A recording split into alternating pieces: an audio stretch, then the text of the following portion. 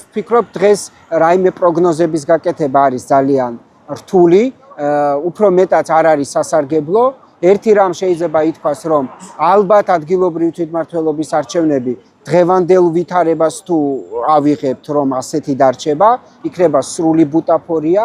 ეს სრული ბუტაფორია იქნება მათ შორის თავად იმ პარტიებისთვის ოპოზიციის მხრიდან, ვინც გადაწყვეტს საბოლოო ჯამში და მიიღებს კიდეც მონაწილეობას, იმიტომ რომ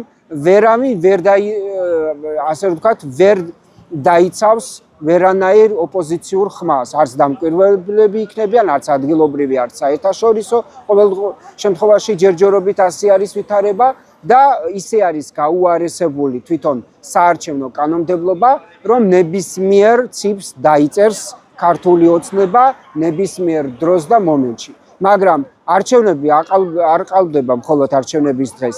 მთელი წინასაარჩევნო პერიოდი პრაქტიკულად არის ძალიან მძიმე, ძალიან არათანასწორი, მიმდინარეობს რეპრესიების, ზეწოლის, დაპატიმრებების, დაშინების ქვეშ და აი ასეთი, ასე ვთქვათ, არჩევნები, რომც ბოლო დღეს გამოსწორდეს, ბოლო წინა დღეს არჩევნებამდე ყველაფერი უცებ გამოსწორდეს, მაინც ვერ იქნება სამართლიანი.